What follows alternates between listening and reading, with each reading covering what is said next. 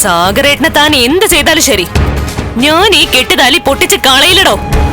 ഇതേ വിലയുള്ള താലിയാ, ഉറപ്പുള്ള താലി.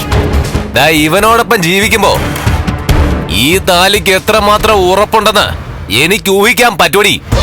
ഇനി എന്റെ ജീവിതത്തിൽ എന്ത് സംഭവിച്ചാലും അത് തന്നെ ബാധിക്കേണ്ട കാര്യമില്ല.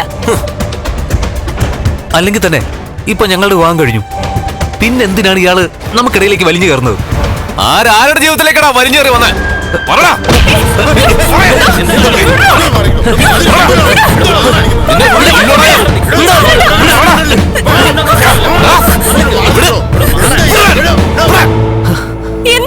എന്താണോ ഇത്? അമ്പലം നടയിൽ വെച്ച് ഞാൻ പറയാ, നല്ല വിളഞ്ഞ അണലിയാ നീ കൂടെ കൊണ്ട് നടക്കുന്ന. അണലി എന്തായാലും രാജവെമ്പാലയോളം വരില്ലല്ലോ. ഞാൻ നേരത്തെ ഒരു രാജവെമ്പാലയ്ക്കൊപ്പം ആയിരുന്നു. ഇപ്പൊ എന്തായാലും ഈ താലിയുടെ അവകാശിക്ക് അത്രത്തോളം വിഷമില്ല. സാഗരേട്ടൻ വാ.